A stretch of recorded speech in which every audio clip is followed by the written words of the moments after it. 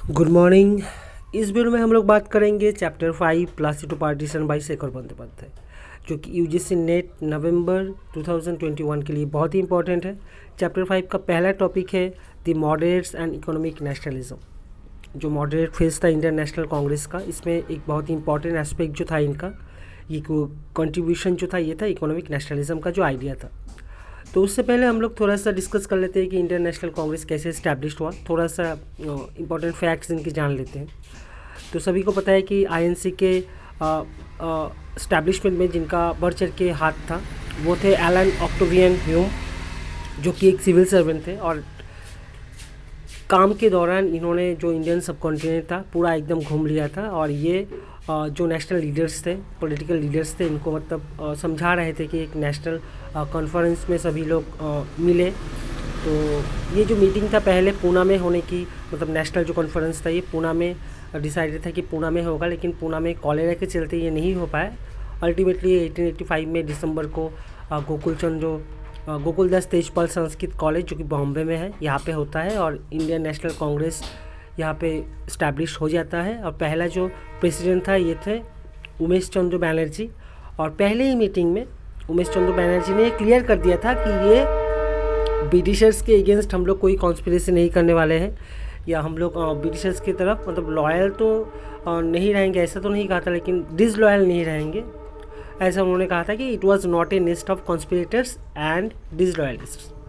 उसके बाद और एक स्टेटमेंट जो कि इंडियन नेशनल कांग्रेस के रिगार्डिंग हमें याद रखना चाहिए कि 1913 में गोखले, जो कि मॉडरेट थे, इन्होंने कहा था if the founder of the Congress had not been a great Englishman, the authorities would have at once found some way or the other to suppress the movement. तो गोखले का मानना है कि अगर एलन ऑक्टेवियन ह्यूम कांग्रेस के establishment में मतलब important part play नहीं करते, कोई नेशनल लीडर होता है इंडिया का, तो ब्रिटिशर्स जो थे ये किसी न किसी तरह से इस मूवमेंट को मतलब ख़त्म कर देते हैं। और एक कोटेशन जो याद रखना बहुत ही ज़रूरी है कि if Hume and the other English liberals hope to use Congress as a safety valve, the Congress leaders hope to use Hume as lightning conductor. तो ये बिपिन चंद्र ने कहा था कि अगर ह्यूम और जो इंग्लिश लिबरल्स थे ये सोचते थे कि कांग्रेस को ये सेफ्टी वॉल्व की तरह यूज़ करेंगे, क्योंकि इंडियंस के अंदर एक डिप्रेशन ब्रिटिशर्स के अगेंस्ट ये बहुत ही मतलब पनप रहा था। 1857 के पहले हम लोगों ने बहुत सारे पीसेंट अपराइजिंग, ट्राइबल अपराइजिंग देखे हुए थे। तो बिपिन चंद्र का मानना है कि अगर ब्रिटिशर्स ने चाहा था कि कांग्रेस को सेफ्टी वॉल्व की तरह यूज़ करेंगे, कांग्रेस के लीडर्स जो थे इन्होंने भी ह्यूम को लाइटनिंग कंडक्टर के रूप में इस्तेमाल करने की मतलब एक सोच रखी थी। तो ये जो सेफ्टी वॉल्व है, सेफ्टी वॉल्व एक थ्योरी है, सभी को पता है कि कांग्रेस में, क्योंकि कांग्रेस के इस्टेब्लिशमेंट में एक ब्रिटिश और civil servant Allan Octavian Hume का बहुत योगदान था, इसलिए एक सेफ्टी वॉल्व थ्योरी एक पनप के आता है, या कॉन्स्पिरेसी थ्योरी पनप के आता है कि माना जाता है या कहा जाता है कि ह्यूम एंड जो लॉर्ड डफरिन थे इन्होंने मिलके कांग्रेस की मतलब इस्टेब्लिशमेंट किया था, ताकि कोई 1857 वाला ऐसा कोई रिवॉल्ट या उससे भी बड़ा रिवॉल्ट सामने उभर के ना आए। जैसे प्रेशर कुकर में जो हवा है एकदम सेफली निकल जाता है, उसी तरह कांग्रेस के अंदर से ये जो डिप्रेशन है इंडियंस का, ये जो फ्रस्ट्रेशन है, ये आराम से निकल सके। तो ये जो कॉन्स्पिरेसी थ्योरी है या सेफ्टी वॉल्व थ्योरी है, ये आया था विलियम वेडनबर्न नाम के शख्स थे, जिन्होंने ह्यूम के ऊपर बायोग्राफी लिखा था। तो वहीं से ये सेफ्टी वॉल्व थ्योरी उभर के आता है, लेकिन बाद में इसे नकार दिया गया है 1950s में। और इसके रिगार्डिंग और एक कोटेशन जो कि बहुत ही इंपॉर्टेंट है कि लॉर्ड डफरिन जो थे इन्होंने कांग्रेस को 1888 में ही कांग्रेस को कह दिया था microscopic minority, representative of microscopic minority. तो चलिए ये था आईएनसी के इस्टेब्लिशमेंट के बारे में थोड़ा सा बात। अभी हम लोग देखते हैं चैप्टर 5 में एकदम घुस जाते हैं, जो moderates and economic nationalism. Number 1, जो कांग्रेस पॉलिटिक्स था during the first 20 years of its history is रफली रिफर्ड टू एज मॉडरेट्स। जो पहले जो 20 साल थे ये मतलब इसे मॉडरेट दौर कहा जाता है, moderate phase. Its members were mostly part time politician. तो इस दौरान पहले 20 साल में मतलब 1885 से 1905 तक, तो ये जो टाइम पीरियड था इसमें ये जो इनके जो मेंबर्स थे कांग्रेस के, ये पार्ट टाइम पॉलिटिशियंस थे, बिकॉज ये अपने अपने काम में बहुत ज़्यादा बिजी थे, बहुत ही इस्टेब्लिश्ड और हायर क्लास थे, ये सभी अपने अपने काम में बिजी थे और साल में एक बार मिलते थे। अश्विनी कुमार दत्ता, इन्होंने इसे कहा था कांग्रेस को 3 डे तमाशा, क्योंकि ये साल में एक बार मिलते हैं, 2-3 दिन कुछ सुझाव के बारे में विचार करते हैं, उसके बाद सब भूल जाते हैं, अपने अपने काम में व्यस्त हो जाते हैं।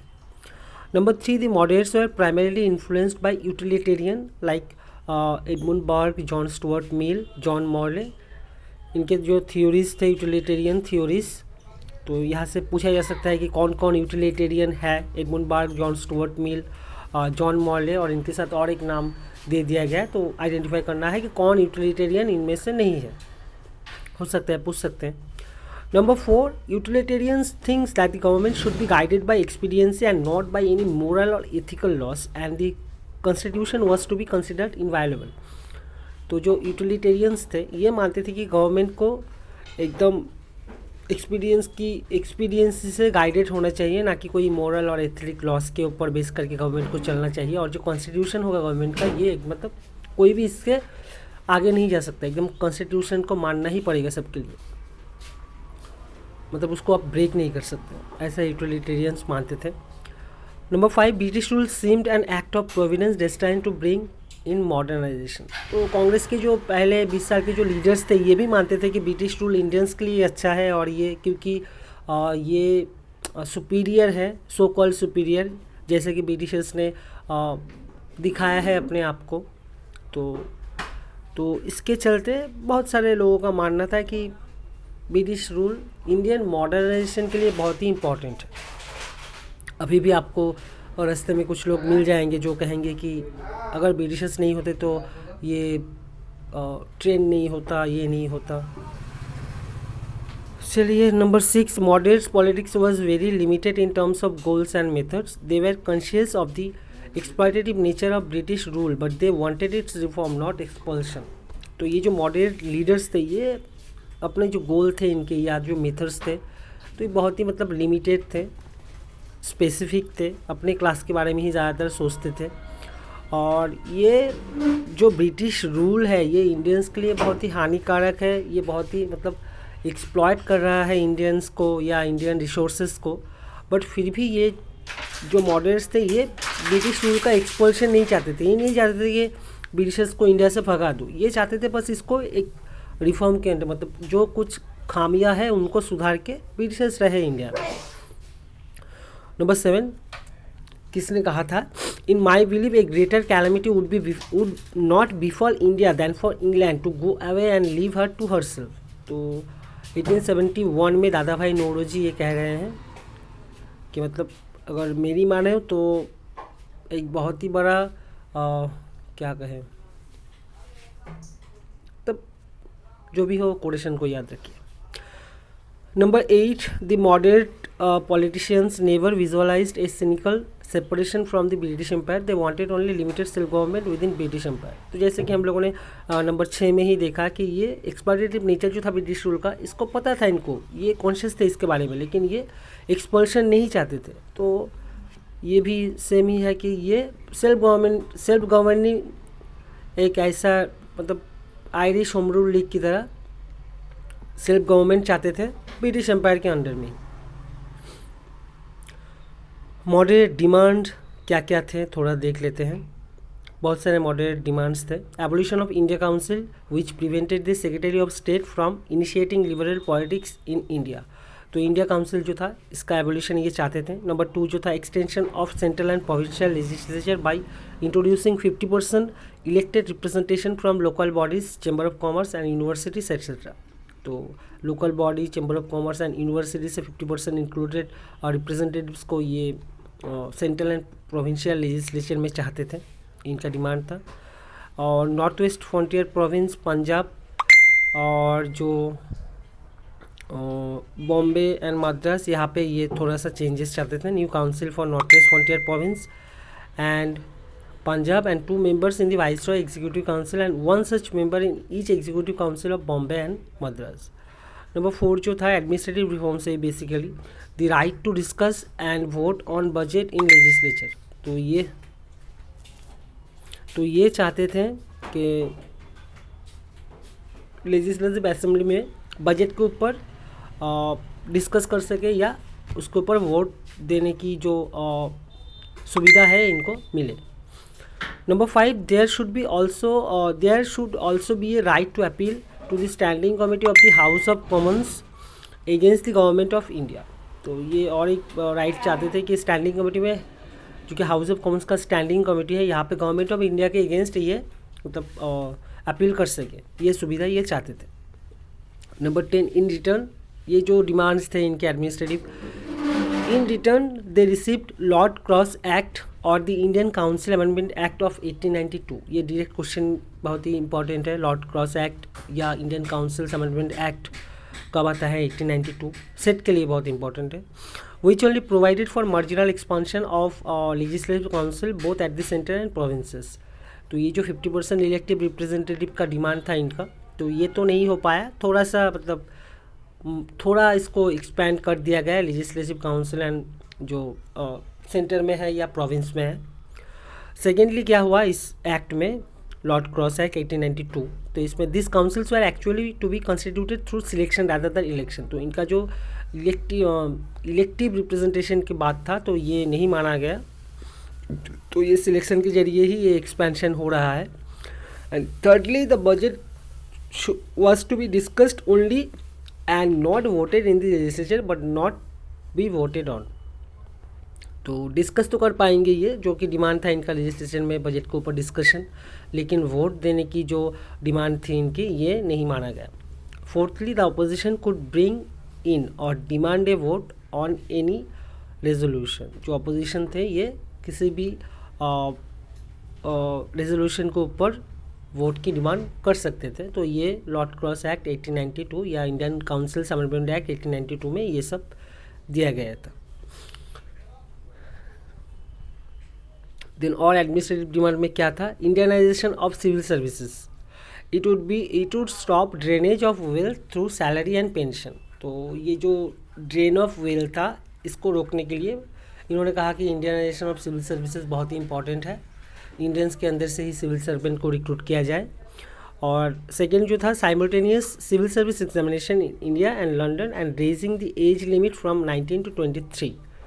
तो ये मतलब इंग्लैंड और इंडिया में साथ ही साथ मतलब एग्ज़ाम हो सिविल सर्वेंट का, और जो एज था सिविल सर्विसेज के लिए 19 से उसको बढ़ा के 23 किया जाए। Number 12, who opposed the issue of raising the age limit of civil service on the ground that there was no such institution to train the boys for civil services। तो ये जो डिमांड था civil services simultaneously in England and London, तो Charles Wood जो कि board of control के president थे, तो इन्होंने कहा था कि नहीं इंडिया में नहीं हो सकता है, क्योंकि इंडिया में हमारे लड़के मतलब सिविल सर्वेंट्स को ट्रेन करने के लिए ऐसा कोई इंस्टीट्यूशन है ही नहीं। Number 13, the public service commission appoint under home and what it recommend. तो उसके बाद पब्लिक सर्विस कमीशन अपॉइंट होता है चार्ल्स एचिंसन के अंडर में, और ये रिकमेंड करते हैं कि जो मैक्सिमम एज है इसको बढ़ा देना चाहिए, लेकिन जो साइमल्टेनियस एग्जामिनेशन है लंदन और इंडिया में ये मतलब इन्होंने रिकमेंड नहीं किया था। Number 14, in 1892 the House of Commons passed a resolution for simultaneous examination under whose influence। उसके बाद फिर नेक्स्ट 92-93 में एक रेजोल्यूशन पास होता है साइमल्टेनियस एग्जामिनेशन के रिगार्डिंग, जो जिसमें बड़ा हाथ था विलियम ग्लैडस्टोन का, लेकिन जो सेक्रेटरी ऑफ स्टेट थे इन्होंने इसका विरोध किया था। उसके बाद ग्लैडस्टोन को रिप्लेस किया जाता है लॉर्ड सालिसबरी के द्वारा। Number 16, the moderates demanded that military expenditure should be evenly shared by the British government. Indians should be taken to army as volunteers and appointed in higher ranks. तो number 16 में moderates का और एक demand है कि military expenditure जो है British Indian empire का, इसको ब्रिटिश गवर्नमेंट को ही मतलब इसको शेयर करना चाहिए, और इंडियंस को आर्मी में लेना चाहिए just as a volunteer, and इनको हायर रैंक में रिक्रूट करना चाहिए। Number 17, all these demands were rejected as Commander-in-Chief Roberts feared Maratha and Bengali volunteers disaffected and untrustworthy because of their association with nationalism. The British government agreed to share only less than 1 million of the military expenditure। तो ये जो military expenditure British government को share करना चाहिए, तो ये मतलब इन्होंने माना एकदम जस्ट नाम के लिए 1 मिलियन जो था ये अभी ब्रिटिश गवर्नमेंट शेयर करने वाले थे ब्रिटिश इंडियन एम्पायर का मिलिट्री एक्सपेंडिचर। और जो कमांडर इन चीफ थे रॉबर्ट्स, तो ये इनको डर था कि क्योंकि मराठा एंड बंगाली जो रेजिमेंट्स थे ये मतलब क्योंकि इनका एसोसिएशन था नेशनलिज्म के साथ, क्योंकि हम लोगों ने देखा था जो सिपाही म्यूटिनी हो रहा है उसमें लगभग ज़्यादातर जो थे बंगाल रेजिमेंट बहुत ही एक इम्पॉर्टेंट हिस्सा था उसका, मतलब इम्पॉर्टेंट क्या मेन हिस्सा था उसका। तो इसी के लिए जो डिमांड्स थे मॉडरेट्स के तो इनको रिजेक्ट कर दिया गया। उसके बाद हम आते हैं अभी इकोनॉमिक नेशनलिज्म पे। तो इकोनॉमिक नेशनलिज्म के लिए NRD याद रखना बहुत ही ज़रूरी है। N for Naoroji, R for Ranade and D for Datta. तो Dadabhai Naoroji, justice Mahadev Govind Ranade and Ramesh Chandra Datta, ये जो तीन थे इन्होंने इकोनॉमिक नेशनलिज्म का जो कॉन्सेप्ट है इसको सामने लाया था। और जो पहले मतलब कुछ किताब्स हैं जिससे हमें ये आइडिया आता है। तो और एक किताब है the economic history of India जिसको लिखा था रमेश चंद्र दत्ता ने, और एक किताब है property and un British rule in India दादा भाई नौरोजी का। तो ये दो किताब बहुत ही इंपॉर्टेंट है इकोनॉमिक नेशनलिज्म के रिगार्डिंग। तो ये तीन नाम और इनके दो किताब बहुत ही इंपॉर्टेंट है। कैलकुलेशन ऑफ ड्रेनेज, तो ये जो ड्रेन ऑफ वेल्थ है इसका कैलकुलेशन नौरोजी ने किया था कि लगभग 12 मिलियन स्टर्लिंग। विलियम डिग्बी इन्होंने कहा था कि 30 मिलियन स्टर्लिंग पर ईयर, और इसको रुपीस में कन्वर्ट करके भी NCERT में आप लोग देख सकते हैं, सेट में एक क्वेश्चन आया था कैलकुलेशन ऑफ ड्रेनेज। उसके बाद 21 materially British rule cost only impoverishment, it was like the knife of sugar. तो मतलब ये कथन जो था ये दादा भाई नौरोजी का था, ये भी बहुत ही इंपॉर्टेंट है, याद रखना। उसके बाद बंगाल टेनेंसी एक्ट सेट के लिए बहुत ही इंपॉर्टेंट है, डायरेक्टली पूछ सकते हैं कि बंगाल टेनेंसी एक्ट कब आता है। 1885 में जो स्मॉल प्रो लैंडलॉर्ड लॉबी थे विद इन कांग्रेस, इन्होंने इसका मतलब विरोध किया था बंगाल टेनेंसी एक्ट, और इसके लीडर जो थे RC दत्ता। उसके बाद हम लोग आते हैं बदरुद्दीन तायब जी, ये भी मॉडरेट थे। जैसे मतलब क्वेश्चन आता है कि कौन कौन इनमें से मॉडरेट है या कौन कौन मॉडरेट नहीं है। 24 Congress demanded for elected council for not like by sir Syed Ahmad Khan who fear that this would mean Hindu majority rule. तो कांग्रेस का जो डिमांड था एक इलेक्टेड काउंसिल के लिए इलेक्शन के रिगार्डिंग, तो ये जो आइडिया था ये सर सैयद अहमद खान को एकदम नापसंद था, क्योंकि ये डरते थे कि इसके ज़रिए अगर इलेक्शन होगा, इलेक्शन के ज़रिए अगर काउंसिल बनता है तो जो होगा, क्योंकि हिंदू जो है ये इंडिया में मेजोरिटी में है, तो इनका शासन मतलब हो सकता है, मेजोरिटी रूल का डर था इनको। उसके बाद 25 proportional representation of the minority clause was added in Congress resolution of 1889। तो ये जो प्रोपोर्शनल रिप्रेजेंटेशन है माइनॉरिटीज़ का, तो इसके रिगार्डिंग एक क्लॉज जो कि 1889 में लाया गया। इसके बारे में जो चैप्टर 4.4 है इसमें भी ये है। उसके बाद 26 Congress represented only A microscopic minority of the Indian people.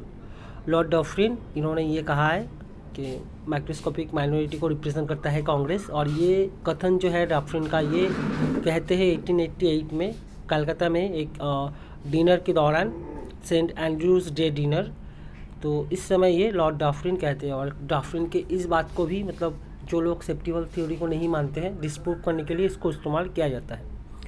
और उसके बाद 27 सूरत स्प्लिट कब हुआ था, मॉडरेट्स एंड एक्सट्रीमिस्ट एकदम अलग हो जाते हैं 1907 में। तो ये था पहला जो टॉपिक था चैप्टर 5 का। उसके बाद सेकेंड टॉपिक में हम लोग आ जाते हैं। सेकेंड टॉपिक जो है हिंदू रिवाइवलिज्म एंड पॉलिटिक्स। तो ये भी बहुत इंपॉर्टेंट है इस साल के एग्ज़ाम के लिए, मतलब 5.1 जितना इंपॉर्टेंट है उससे कहीं ज़्यादा इंपॉर्टेंट 5.2 है। Hindu revivalism and politics. In 1887 the Congress National Social Conference created as an adjunct body to the Indian National Congress. Congress के इस्टेब्लिशमेंट के बाद सोशल जो इश्यूज़ थे ये कांग्रेस के पहुंच से बहुत ही दूर थे, और 1887 में जब नेशनल सोशल कॉन्फ्रेंस बन भी जाता है तब भी सोशल इश्यूज से कांग्रेस बहुत दूर ही था। जो भी हो, number 2, nationalism and reformism seem to be an contradictory ideas and this led to the growth of anti reformism based on a sense of pride in everything Indian. Charles Heimsath का ये कहना है कि नेशनलिज्म जो है और रिफॉर्मिज्म जो है ये दोनों ही एक कॉन्ट्राडिक्टरी आइडिया है, और इस कॉन्ट्राडिक्शन के रिगार्डिंग जो हो रहा है कि बहुत सारे लोग मतलब रिफॉर्म के अगेंस्ट जा रहे हैं, एंटी रिफॉर्मिज्म के सपोर्ट में आ रहे हैं, क्योंकि उनको लगता है ओल्ड इज़ गोल्ड। मतलब सीरियसली, मतलब बहुतों को लगता है ओल्ड इज़ गोल्ड, लेकिन वो इंडियन मतलब एंशिएंट जो टाइम था इसमें जो भी चीज़ें थे सभी पे ये प्राइड फील करते हैं। तो ये कथन था चार्ल्स हेम्सथ का। Number 3, Vivekananda founded Ramakrishna Mission in 1897। तो इस सेट में क्वेश्चन पूछ भी सकते हैं या किसी और एग्जाम में। उसके बाद number 4, Shashadhar Tarkachudamani began to invent precedents in ancient India for every modern scientific discovery of the west. तो उस टाइम में हिंदू रिवाइवलिज्म एंड पॉलिटिक्स के अंदर मतलब उस टाइम में जब कांग्रेस की मतलब स्थापना हो रही है, नेशनलिज्म उभर के आ रहा है धीरे धीरे, तो शशधर तर्कचूड़ामणि तो इन्होंने एक कोशिश, एक प्रयास जारी किया कि मॉडर्न जो साइंस है जो कि ब्रिटिशर्स लाए थे, तो इसका जो मतलब शोर से मतलब सब कुछ पहले से ही इंडियन जो एंशिएंट पीपल थे इनको पता था। तो ऐसे एक खोज इन्होंने डिस्कवरी करना इन्होंने स्टार्ट किया। जैसे अभी भी होता है कि हनुमान चालीसा में एक साइंटिफिकली शायद मतलब इनका प्रमाण भी है कि हनुमान चालीसा में मतलब पृथ्वी से सूर्य की दूरी कितना है, तो इसका मतलब एक आइडिया है। तो इसी तरह शशधर तर्कचूड़ामणि ने सब कुछ मतलब ये मॉडर्न साइंसेस का जो सोर्स है कि इंडियन एंशिएंट इंडियन पीपल ये पहले से जानते थे, ऐसा एक प्रयास इन्होंने शुरू किया। उसके बाद आनंदमठ बंकिम चंद्र चट्टोपाध्याय, तो आनंदमठ पब्लिश हो रहा है 1882 में, जिसमें वंदे मातरम सॉन्ग भी इंक्लूडेड है। उसके बाद बेहराम जी मालाबारी इन 1884 ये एक नोट लिखते हैं चाइल्ड मैरिज के ऊपर। अभी हम लोग चाइल्ड मैरिज को देखेंगे, नोट लिखते हैं। उसके बाद कोर्ट केस होता है जो कि बहुत ही इंपॉर्टेंट एक कोर्ट केस है 1884 से 1888 तक। रुक्माबाई नाम के, Rukhmabai was taken to Bombay High Court by her husband Dadaji as she refuse to recognise his conjugal rights. तो रुक्माबाई और उनके